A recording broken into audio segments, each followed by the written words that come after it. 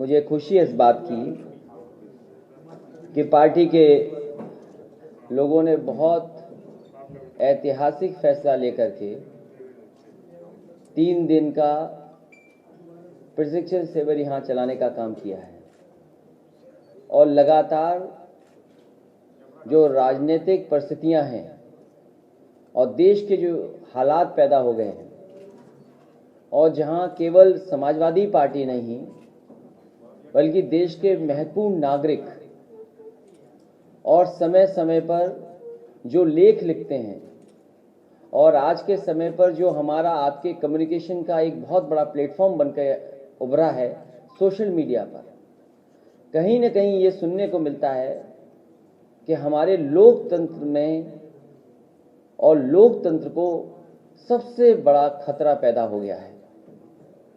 कई बुद्धिजीवी इस बात पर चर्चा कर रहे हैं कि लोकतंत्र बचेगा कि नहीं बचेगा। इसलिए ये ट्रेनिंग कैंप और महत्वपूर्ण बन जाता है। उत्तर प्रदेश की राजनीति और देश की राजनीति दोनों जुड़ी हुई हैं। उत्तर प्रदेश ही है जिसने देश को प्रधानमंत्री दिया और उत्तर प्रदेश ही है जिसकी वजह से आज भारतीय जनता पार्टी की पहले सरकार बनी गठबंधन के साथ, और अब जो सरकार चल रही है वो बहुमत की सरकार चल रही है, वो उत्तर प्रदेश के बहुमत की वजह से ही है। इसलिए उत्तर प्रदेश की राजनीति बहुत महत्वपूर्ण मोड़ पर पहुंची है। इसलिए मैं अपने समाजवादी साथियों को बधाई देते हुए और मैं ये बताना चाहता हूं कि आने वाले समय में जो देश के गरीब, किसान, मजदूर, नौजवान, व्यापारी, चाहे वो अगड़े हों, चाहे पिछड़े, दलित और अल्पसंख्यक हों, आज सबसे ज्यादा उम्मीद समाजवादी पार्टी पर उनको है। और अगर कोई है जो भारतीय जनता पार्टी का मुकाबला कर सकता है वो समाजवादी पार्टी है। इधर उत्तर प्रदेश के पांचों के 5 बजट हमने और आपने देख लिए। पांचों बजट में ऐसा लगता है कि भारतीय जनता पार्टी ने जो वादा किया था जनता को, जो उन्होंने संकल्प पत्र दिया था जनता के बीच में, अगर आज मुड़ करके देखें तो भारतीय जनता पार्टी देश की वो पार्टी होगी जिसने अपने ही संकल्प पत्र को भुला दिया। जो जो वादे संकल्प पत्र में किए गए थे, 5 बजट पूरे हो जाने के बाद और दिल्ली की सरकार का इतना बड़ा सहयोग होने के बाद आज संकल्प पत्र पूरा नहीं है उनका। और जिन लोगों ने ये कहा कि हम किसान की आमदनी दुगनी कर देंगे, हर भाषण में कहा, हर जगह जाकर के कहा, कोई जगह बची नहीं जहां पर इन्होंने कहा ना हो कि आमदनी दुगनी कर देंगे। और सोचिए वही दल के नेता, वही पार्टी ऐसा कानून लेकर के आई है कि आने वाले समय में किसान के लिए डेथ वारंट साबित होगा, जहां उनकी खेती लूटी जाएगी और वहीं बड़े बड़े उद्योगपतियों की नजर उनकी खेती पर होगी। भारतीय जनता पार्टी ये तर्क देती है कि जमीन को कोई खतरा नहीं है। मैं आपसे पूछना चाहता हूं, भारतीय जनता पार्टी ये बताए कि जब उनके खजाने में पैसा नहीं है तो भारत की एसेट्स क्यों बेची जा रही हैं, देश की कीमती कंपनी क्यों बेची जा रही है। आज ही से 2 दिन पहले मैंने अखबार में पढ़ा कि देश के प्रधानमंत्री जी ने कहा कि हमें अपनी कंपनियों की एसेट्स बेचना ही पड़ेगा और तभी जाकर के 2,05,000 करोड़ तैयार इकट्ठे होंगे। तो भारतीय जनता पार्टी ये बताए, जो घाटे में चली गई है सरकार, उस घाटा को पूरा करने के लिए कंपनियां बेच रहे हैं कि नहीं बेच रहे हैं। और कल को अगर किसान घाटे में चला जाएगा, क्या उद्योगपति उनकी जमीन छीन लेंगे कि नहीं छीन लेंगे। आज पूछिए, पूरे किसानों का धान लूट लिया गया, 1100, 1200, 900 रुपए में खरीद लिया गया, कहीं एमएसपी नहीं मिली। अभी खेतों में खड़ी है सरसों। हमें बताए भारतीय जनता पार्टी के लोग कि जो सरकारी एमएसपी तय है, क्या वो एमएसपी किसानों को मिलेगी कि नहीं मिलेगी सरसों की। और जिस तरीके से महंगाई बढ़ रही है, अब तो डीजल पेट्रोल कई हिस्सों में देश के 100 के ऊपर पहुंच गया है, 100 के करीब आ गया है। और वही जो गरीबों को सिलेंडर दिया था फ्री दे करके, और आज 1,000 रुपया वसूल रहे हैं ये लोग। फ्री का सपना दिखाया और आज 1,000 रुपया लिया जा रहा है। समाजवादी पार्टी का ये सवाल है भारतीय जनता पार्टी पर कि जो मुनाफा हो रहा है डीजल और पेट्रोल की कीमत बढ़ने से, वो आखिरकार मुनाफा जा कहां रहा है। और याद रखिए, जिस समय डीजल पेट्रोल महंगा हो जाता है, महंगाई को कोई रोक नहीं सकता। इसलिए जहां महंगाई बढ़ रही है, खेती बर्बाद हो रही है, उद्योग लगने का नाम नहीं ले रहे हैं। मुझे याद है कि भारतीय जनता पार्टी के लोगों ने बहुत सपना दिखाया उत्तर प्रदेश की जनता को, कहा कि उनकी सरकार आएगी तो इन्वेस्टमेंट लाया जाएगा। बहुत बड़े पैमाने पर आयोजन हुआ लखनऊ में। जनता को उम्मीद जगी कि शायद इस इन्वेस्टमेंट से उनका भला हो जाएगा। नौजवानों को भी लगा कि उन्हें काम, नौकरी और रोजगार मिल जाएगा।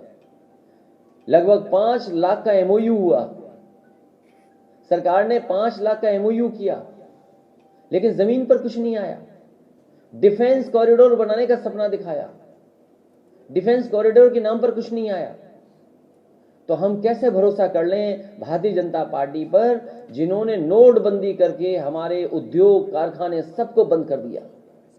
थोड़े बहुत नोटबंदी में बंद हुए, कुछ जीएसटी में बंद हो गए, और रहे बचे कारोबार कोविड के बहाने जिस तरीके से लॉकडाउन किया, पूरा का पूरा उद्योग खत्म हो गया। बताओ हमारे मध्यम वर्ग के लोगों की क्या हालत है आज। महंगाई के मारे वो सोच रहे हैं शहरों में रहते हुए कि हम खाएं क्या और बचाएं क्या। इस महंगाई ने हमारा आज खराब किया है, और जिस तरीके से हमारा रखा हुआ पैसा बैंकों में, उसकी जो इंटरेस्ट कम की है, उससे हमारा भविष्य भी खतरे में डाल दिया है। आप हिसाब किताब लगाइए, जब से बीजेपी आई है, हमारा जो जमा पैसा था, जो हमें इंटरेस्ट मिलता था एफडी पर, कितने % नीचे चला गया। जो सरकार देती थी, बैंकें देती थी। और आज मैंने अखबार में पढ़ा, कहा कि बैंकों को बड़ा बैंक बनाई जाएगी और सीवीसी की गाइडलाइंस को खत्म कर दिया जाएगा। सीवीसी से डरना नहीं चाहिए। सेंट्रल विजिलेंस कमीशन वो कहीं ना कहीं देखता है कि कोई निर्णय गलत तो नहीं हुआ, कहीं भ्रष्टाचार तो नहीं हो गया, कहीं फाइनेंशियल इरेगुलरिटी नहीं तो नहीं हुई। तो अगर सीवीसी खत्म कर रहे हैं, तो जो जिससे डर कहीं पाबंदी लग सकती थी, भारतीय जनता पार्टी आखिरकार क्यों ऐसा फैसला ले रही है? जहां खुद की कमी ना पकड़ी जाए, उसके लिए सीवीसी खत्म कर रहे हैं, और विपक्ष के लोगों के लिए ईडी और सीबीआई लगा रहे हैं। मुझे याद है मिर्जापुर में फ्रांस के बहुत बड़े पॉलिटिकल लीडर आए थे। आपसे बेहतर कौन जानेगा कि वो सोलर प्लांट किसका लगाया हुआ था? वो सोलर प्लांट समाजवादी सरकार का लगाया हुआ था। आपने वो तस्वीर भी देखी होगी जो दिल्ली से मेट्रो में एक कोरिया के राष्ट्रपति और भारत के प्रधानमंत्री बैठ करके नोएडा तक गए थे। वो भी मेट्रो समाजवादी सरकार की बनाई हुई थी। अभी कुछ दिन पहले आपने भदोही में देखा होगा, आपके उत्तर प्रदेश के हमारे पहले मुख्यमंत्री हैं जो उद्घाटन का उद्घाटन करते हैं और अपने उद्घाटन का फिर उद्घाटन कर देते हैं, शिलान्यास का शिलान्यास करते हैं, एमओयू का एमओयू करते हैं। ऐसे पहले मुख्यमंत्री होंगे, और उनकी भाषा का तो हम और आप कल्पना ही नहीं कर सकते। हाल ही में जो भाषा उन्होंने बोली है, ये तो शायद कोई योगी नहीं बोल सकता। वो हमारा लोकतंत्र का मंदिर है, जहां जनता की आवाज उठाई जाती है। हमारी परंपराएं हैं, हमारे तमाम वहां पर ट्रेडिशंस हैं जिनको हम फॉलो करते हैं। वहां पर सोचो, एक योगी मुख्यमंत्री क्या कहते हैं कि पलट कर मारेंगे, पटक करके मारेंगे, ठोक दो इनको। लाल टोपी, जाने क्या घबराते हैं लाल टोपी से। मुझे लगता है कि कभी बचपन में लाल मिर्च खाली होगी, उसकी वजह से आज तक वो लाल से घबराते हैं। और ये लाल रंग जो टोपी का है, वो हमारे इमोशंस का रंग है। हमारे इमोशंस हैं। अगर हम खुश होते हैं तो देखते हैं हमारा चेहरा लाल हो जाता है, हम गुस्से में होते हैं तब चेहरा लाल हो जाता है, हम दुखी बहुत ज्यादा रोएं तब चेहरा लाल हो जाता है। हमारे इमोशंस हमारा ब्लड बताता है। और ब्लडी ऐसी चीज है जिसमें हमारे आपके अंदर भेदभाव नहीं है। आपका रंग भी लाल, हमारे रंग भी लाल खून का, और हमारी क्रांति का भी रंग लाल है। हमने तो उनकी किसी रंग पे बात नहीं की। हम ये भी तो कह सकते हैं जिनके दिल काले हैं उनकी काली टोपी है, जिनके दिलों में नफरत है उनकी टोपी काली है। और ये भारतीय जनता पार्टी जानबूझ करके इन मुद्दों से इसलिए राजनीति करती है क्योंकि अर्थव्यवस्था पे वो बहस नहीं करना चाहते हैं, बाजार पे बहस नहीं करना चाहते हैं। वो जानते हैं कि किसान को बाजार के भाव पे छोड़ दिया, हमारा किसान मर जाएगा, बर्बाद हो जाएगा।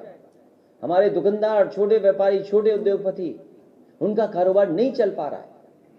कोविड ने मारा, महंगाई ने, जीएसटी ने, इसलिए जानबूझ करके बहस नहीं कर रहे हैं। इसलिए आने वाले समय में समाजवादी पार्टी 2022 में सरकार बनाने जा रही है। इसलिए हम मिर्जापुर, सोनभद्र, भदोही के कार्यकर्ता और यहाँ की जनता से भी मदद मांगने आए हैं कि हमारी समाजवादियों की मदद करें। जो लोग कहते हैं कि पेट के बारे में कुछ कहा मुख्यमंत्री जी ने कि पेट में दर्द होता है, हम उन्हें एक ही सलाह देंगे, अगर उनका पेट बड़ा हो गया हो, पेट दर्द हो रहा हो, तो एक ही इलाज है, वो है साइकिल। साइकिल चलाओगे तो पेट भी कम हो जाएगा और दर्द भी कम हो जाएगा। इससे अच्छा इलाज कुछ मुझे दिखाई नहीं देता।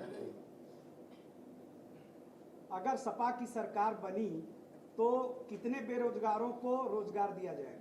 समाजवादी पार्टी की सरकार बनेगी तो काम, रोजगार और नौकरी के लिए काम करेगी समाजवादी पार्टी। बेरोजगारी भत्ता दिया जाएगा कि नहीं? ये अभी बता देंगे तो बीजेपी नकल कर लेगी, कुछ नई तोड़ निकाल लेगी।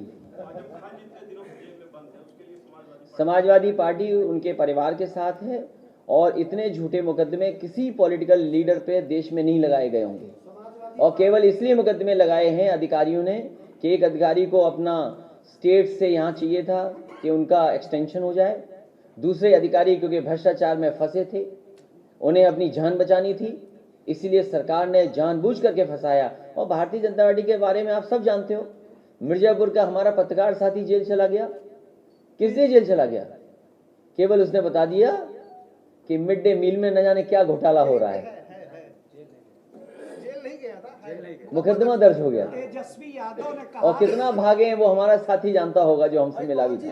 तेजस्वी यादव ने, यहाँ जेल नहीं जा पाए, लेकिन प्रदेश में आप पता कर लो, तेजस्वी न जाने कितने पत्रकार जेल जा चुके हैं। और हमारा ये जो पत्रकार साथी है, उससे पूछो कितनी परेशानी आई होगी। बहुत परेशान हमारे साथियों ने सबके साथिया की नहीं किया। हाँ, 4 साल में इस सरकार ने क्या किया, क्या उपलब्धियां? 4 साल मत बोलिए, 5 बजट में इस सरकार ने उत्तर प्रदेश की जनता को धोखा दिया है। मुख्यमंत्री जी ये बताइए कि जैसा ईवीएम के रहते क्या समाजवादी पार्टी 2022 में सरकार बनाने की परिकल्पना कर सकती है? समाजवादी पार्टी ने लैपटॉप दिए भी हैं। नहीं, ईवीएम की बात हम करें। उस टेक्नोलॉजी को हम समझते भी हैं। और आप में से जितने लोग बैठे हैं, आपके मोहल्ले में आसपास कहीं ना कहीं समाजवादी पार्टी का अभी भी लैपटॉप चल रहा होगा। और जब ऑन करते होगे तो हमारी और नेताजी की तस्वीर आपको दिखाई देती होगी। वो इसलिए दिखाई देती है क्योंकि समाजवादी सरकार थी तो हमारी सेटिंग थी। ये 10 लाख नौकरी का तो वादा, इसलिए ईवीएम को हराने के लिए ही ये ट्रेनिंग कैंप चल रहा है हमारा। नहीं, आपके ट्रेनिंग कैंप हमारा इसीलिए चल रहा है कि चुनाव ईवीएम से भी हो तो हराएंगे। और जैसी समाजवादी सरकार आएगी, ईवीएम को हटाने के लिए सबसे बड़ी लड़ाई समाजवादी लोग लड़ेंगे। इस बार इतना वोट डालेंगे क्योंकि वोट हमारा ज्यादा है। समाजवादी पार्टी नेम चेंजर होगी या गेम चेंजर होगी? समाजवादी पार्टी अगली सरकार बना करके पूरे के पूरे उत्तर प्रदेश का गेम चेंज कर देगी।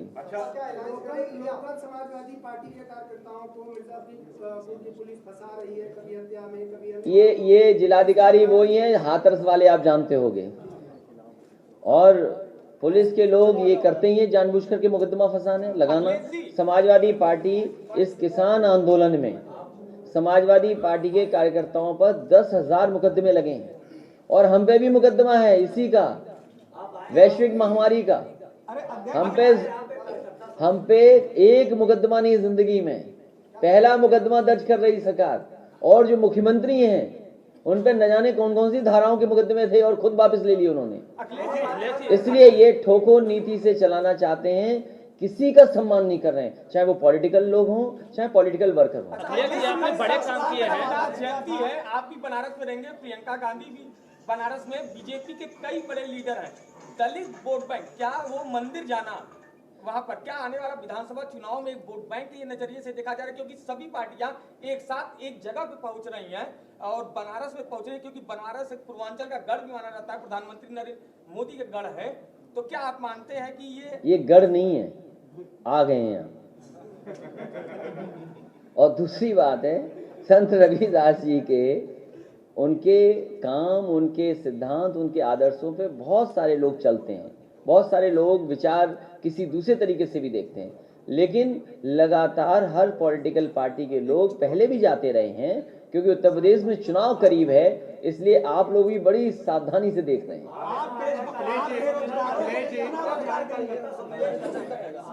जिले में जो कार्यकर्ता है उनमें जो गोलबंदियां हैं, जैसे आपके पिछले चुनाव में आपको राजेंद्र सिंह को हटा के तत्काल चुनाव के बीच में रामचंद्र निषाद जी को लड़ना पड़ा चुनाव, आज भी कितनी गोलबंदी है आपकी लोकल पार्टी में, उसको कैसे खत्म करेंगे आप कार्यकर्ता? ये जो छोटे छोटे गोले हैं, ये सब बड़े गोले में आ जाएंगे आप।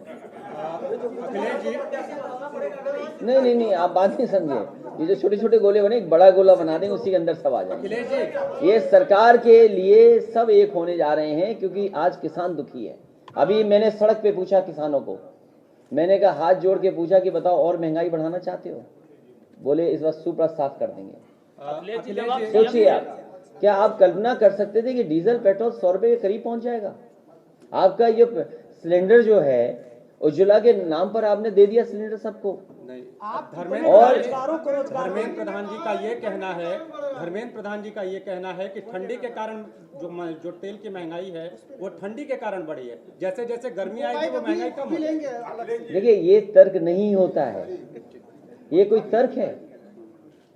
सरकार के हाथ में सब चीजें, सरकार कंट्रोल कर सकती चीजों को, ये सरकार के हाथ में है। ये मौसम नहीं बताएंगे, जैसे कि याद कीजिए जब गोरखपुर में बच्चियों की जान जा रही थी, तो एक यहीं के प्रदेश के मंत्री ने कहा क्योंकि इस मौसम में तो जान जाती ही जाती है। तो ऐसे मंत्रियों से क्या उम्मीद करोगे? सरकार बताए हमें कि जिन्होंने ये कहा फ्री सिलेंडर दिया, बोर्ड जनता से ले लिया, उसके बाद सिलेंडर की कीमत क्या कर दी? आज दोबारा लोग कंडा ढूंढ रहे हैं, लकड़ी से दोबारा खाना बना रहे हैं, सिलेंडर भरवाने नहीं जा रहे हैं। कम से कम सरकार को ये बताना चाहिए कि जिन लोगों के पास उज्ज्वला से कनेक्शन मिला था और कितने लोग सिलेंडर भराने जा रहे हैं। आप कितने बेरोजगारों को रोजगार देंगे?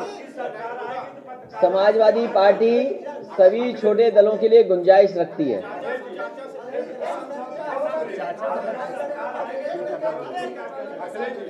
ऐसा है कि आपने कहा 5 बजट हुआ और जो भी सरकार होती है उसमें अगर सशक्त विपक्ष नहीं है तो इसका मतलब सरकार सही ढंग से काम नहीं करती। जब आपकी सर्वदलीय बैठक होती है, अभी बजट भी हुआ, पत्रकारों के लिए यहाँ तक जो वैक्सीन जिसे कहते हैं उसके लिए भी पत्रकारों को पत्र देना पड़ा मिर्जापुर में, और कुछ नहीं हुआ। तो आप इस मतलब पार्टी के लोगों ने कुछ बोला नहीं, उस पर टिप्पणी किया नहीं, हर चीज पे बजट पर आपने टिप्पणी किया सभी अखबारों में, लेकिन पत्रकारों के लिए कुछ नहीं बोला। जबकि आपकी सरकार, आप ऐसा करिए, एक विशेष पैकेज आपको दिया जाएगा। अच्छा नहीं, अरे रुकिए, नहीं, अभी एक और बचा है कि मैं समझ गया बात को, मैं पूरा आपके लिए मैं बात समझ गया हूँ। जिस भावना से आप कह रहे हो, हम आपकी भावना से जुड़ते हैं। अच्छा, दूसरा, एक मिनट, क्योंकि एक बहन, मुझे याद है इस बहन को लैपटॉप मिला था सरकार में, और फिर लैपटॉप लाई है कि नहीं लाई हो? क्या बेच दिया? अच्छा, घर रखा है। अच्छा नहीं, अरे मैं तो चाहता था लैपटॉप होता। ऊपर इधर से आ जाओ। ये लैपटॉप नहीं है इनके पास? नहीं, पैर में छुओ बेटा, पैर में छुओ, बस यहीं खड़े हो। मुझे याद है, अच्छा बैठ जाओ, कोई बात नहीं। हाँ इंजीनियर जी, आप कुर्सी बढ़ा लो क्या? मैं माता जी एक मिनट जो है उधर एक कुर्सी में उनको ही बढ़ा देना, माता जी उधर से आ जाए। मुझे याद है, और आप में से किसी ने अखबार में छापा होगा, मुझे नहीं पता कि किस अखबार में छपा था, लेकिन सरकार मेरी थी तो चुनाव के दौरान इस बेटी को लैपटॉप मिला था, और लैपटॉप मिलने के बाद कुछ अधिकारियों ने या किसी की शिकायत पर इसका लैपटॉप ले लिया था। तो जो अखबार में खबर छपी थी वो ये छपी थी क्योंकि इस बेटी से लैपटॉप ले लिया गया, इसलिए इसने खाना नहीं खाया था। तो मैं उस पत्रकार साथी को धन्यवाद देना चाहता हूं जिसने ये खबर छापी थी आज। मिनट उस पत्रकार साथी को मैं धन्यवाद देना चाहता हूं कि जिन्होंने ये खबर छापी थी। उसी दिन एक हमारी ऑफिस में अधिकारी थे, तो मैंने उनसे कहा कि इस बेटी को कहीं से भी हमारी तरफ से एक लैपटॉप पहुंचाओ, तो मैंने तुरंत इस बेटी को लैपटॉप पहुंचाया था। तो क्योंकि कभी मैं इधर नहीं आ पाया था, मिल नहीं पाया था, इसलिए इस बहन को मैंने बुलाया। लेकिन आज वो लैपटॉप नहीं लाई हैं। कितने बेरोजगारों को आप रोजगार एक मिनट रुक जाओ। तो मैं पत्रकार साथी को भी धन्यवाद देता हूं और इस बेटी को भी बधाई देता हूं कि उम्मीद है कि वो पढ़ाई कर रही होंगी और उससे पढ़ेंगे भी। और आने वाले समय में नौजवानों को मैं कहना चाहता हूं कि समाजवादी पार्टी की ऐसी योजना रुकने वाली नहीं है, चलेगी। और उसी लैपटॉप से ITI कर रही हैं। अखिलेश जी एक प्रश्न ITI। और यही नहीं कि समाजवादी पार्टी कम से कम लोगों की मदद करती थी। याद होगा वो बुजुर्ग हमारे जो दूध लेके जा रहे थे अपना कारोबार करने और नाव पलट गई तो उन्होंने बच्चों को बचाया था। और जब आपने खबर छापी तो सरकार से मदद हुई थी। इसीलिए मैं कहता हूं जो योगी वही होता है जो दूसरे का दुख अपना दुख समझे। अभी रुक जाओ, ये बड़ी लड़ाई है। तो जो योगी वही होता है जो अपना दुख या दूसरे का दुख अपना दुख समझे। आप सोचिए कैसा है आजकल माहौल। सदन में जो भाषा बोली जा रही है इस लोकतंत्र में, क्या ये भाषा की उम्मीद कोई कर सकता था? इसलिए पत्रकार साथियों से मेरा निवेदन है कि जहां समाजवादी लोग लोकतंत्र को बचाने में आगे लड़ाई लड़ रहे हैं, आप लोग भी सहयोग करिए और हमारी मदद करिए।